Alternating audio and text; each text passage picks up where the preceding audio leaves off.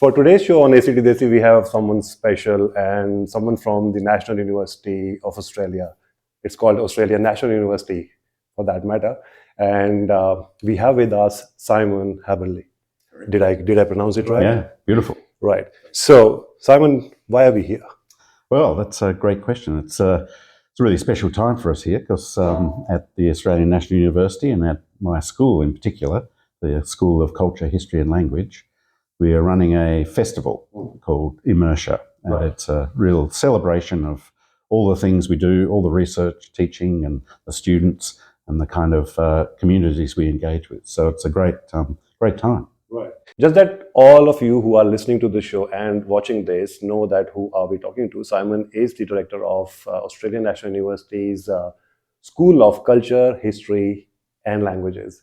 And he was talking about Immersia. That happens in Australian National University at this point in time. And we are talking about this festival now. So Simon, I see that you are also Chief Investigator in the Australian Research Council Centre of Excellence for Australian Biodiversity and Heritage. Whoa. Yeah, there's lots of terms in there, but yeah, no, we're very lucky here in our school to have a whole range of experts that cover this big topic of culture, history, and language, and we also look at not just in Australia, but we're right across the Asia Pacific region. And so we have a lot of experts in very many different disciplines, and those disciplines range from anthropology, archaeology, to linguistics.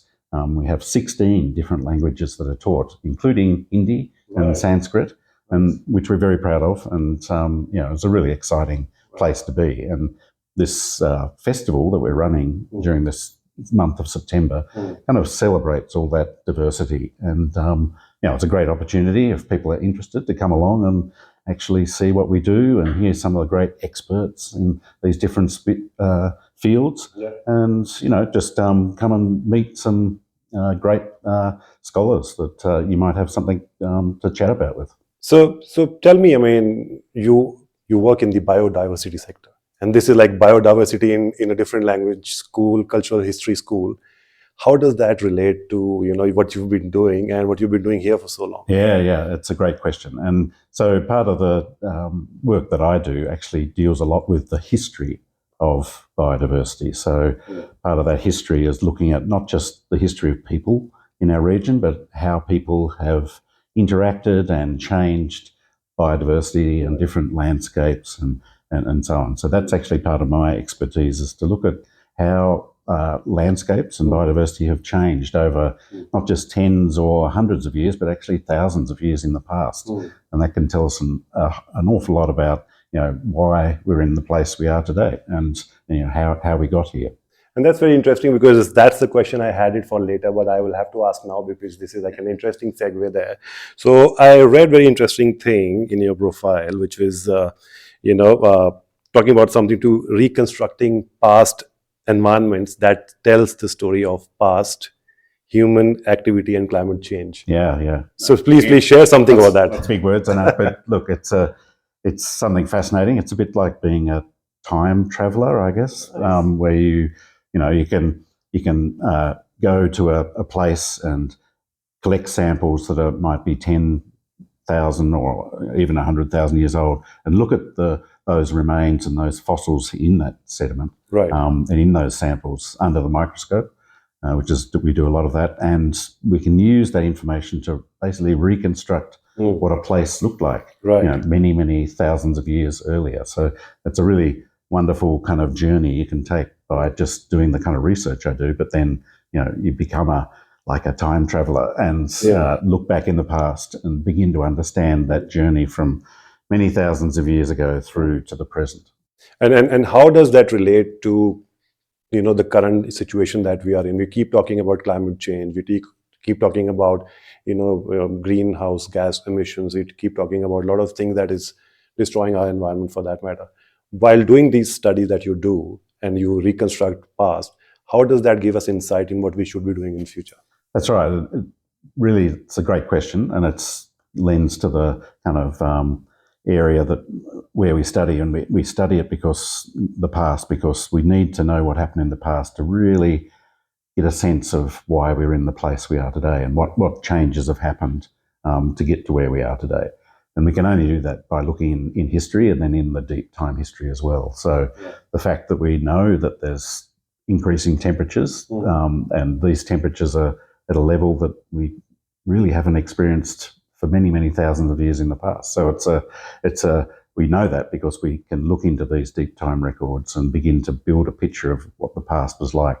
And that gives us a reference point to then understand that we're in a very different place now. Right. I mean, I could get flagged for this, but some people in the world, I mean, I do believe that there is climate change happening. I mean, we've seen in our lifetime, but some people say there's no climate change. What do you say about that? No, look, I'm very much an advocate of promoting the fact that we are coming into a time of great climate change, and all the evidence that I've read and looked at and contributed to points in that direction.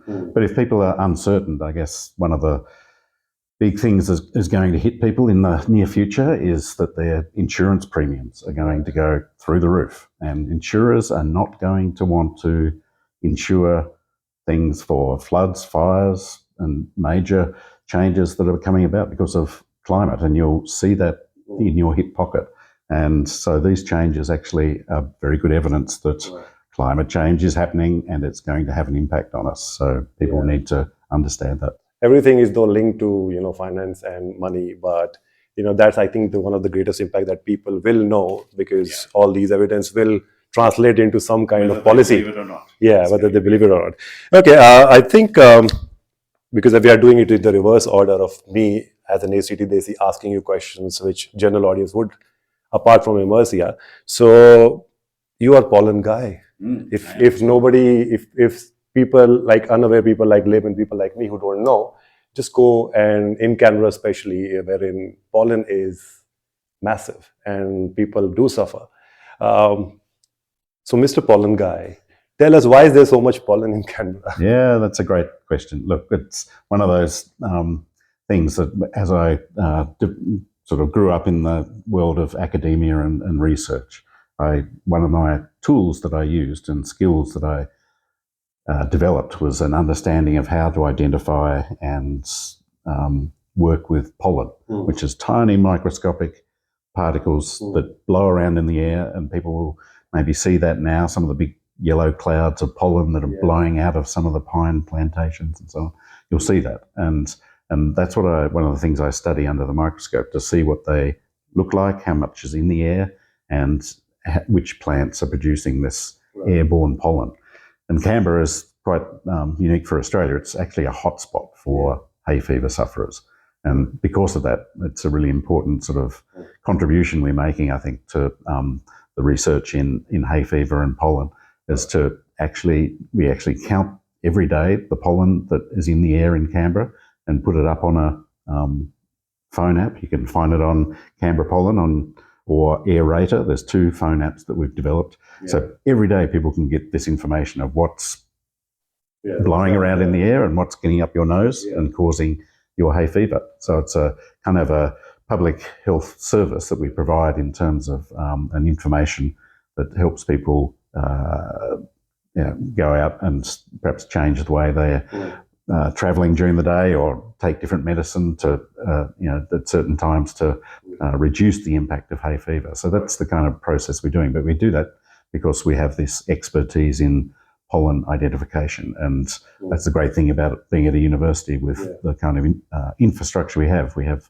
access and abilities to actually do that and get that information out to the public. Right, and you actually answered a little bit of what I was going to ask you, like how can people prevent from getting hay fever if they can? I mean, if they could. Yeah, I mean, it's very difficult to prevent, but it certainly is. You can certainly treat for hay fever and take medicines and so on that will reduce the impact on your daily life. Right. And the first thing you need to do is really go to your GP and talk to them about getting an asthma or hay fever plan for your season coming up, and that's starting now through to the summer. So it's a long period of hay fever for Canberra.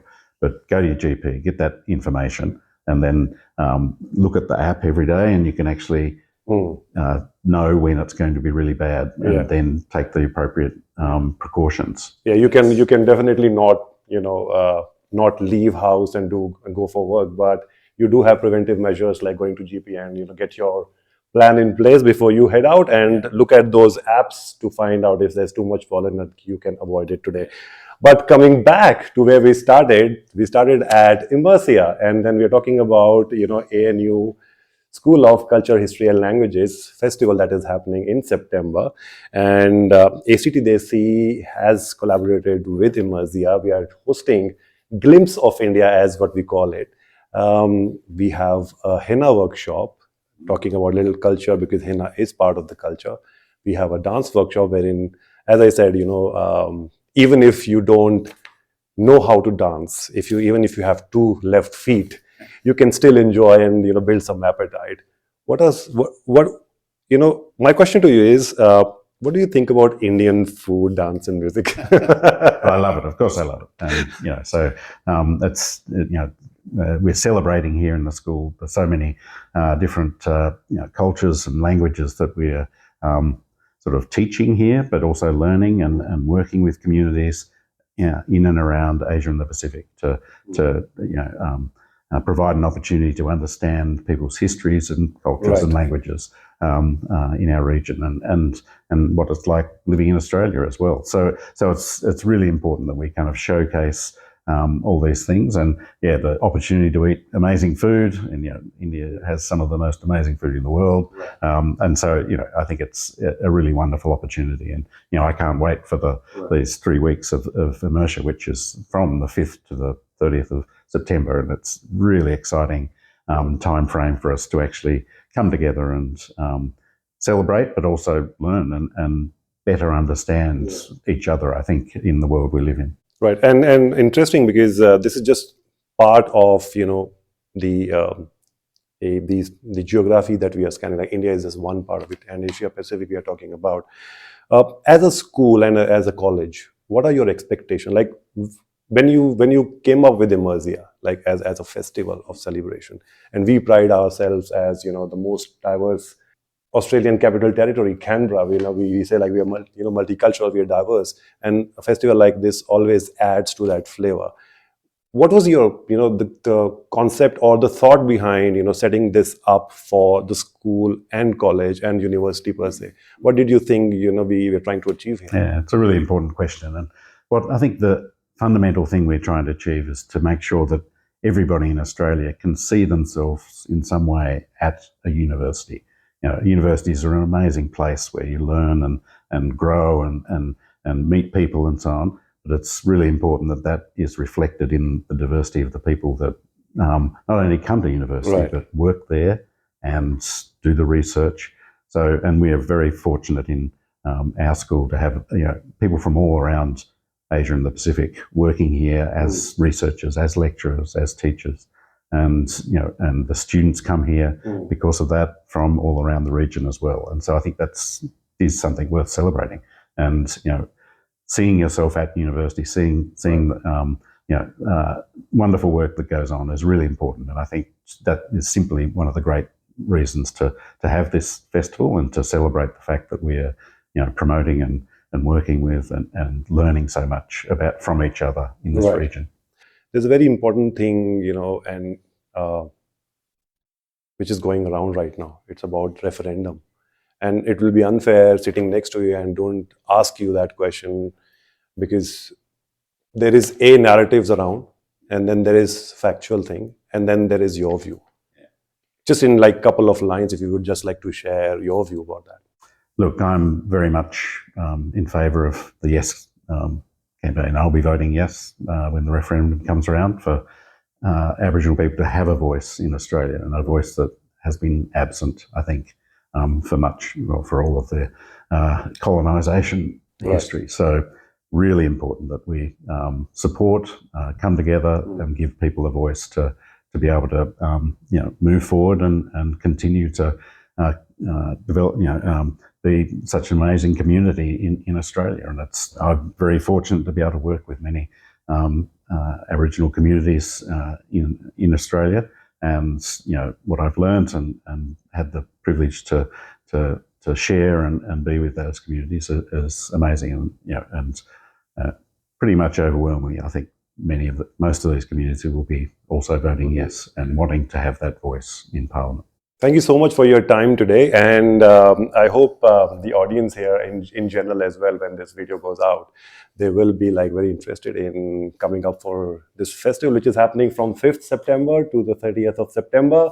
There are a lot of things happening. If you can visit the website Immersia, you can search online on Google. You don't need to have a QR code for that. Just go to Google and say Immersia ANU, it'll come up. And there's lots of interesting events. And as I said, Glimpse of India with dance workshop and henna workshop coming up. Simon will be there shaking his leg as well. And sure will be. And everyone else from the ANU would be there. So that's the end of this show on ACT Desi. And thank you once again, Simon, for your time. Thank you. Before we go, can you just say in Hindi, Namaste, this is Simon, and stay calm and act Desi. Namaste, stay calm and act Desi.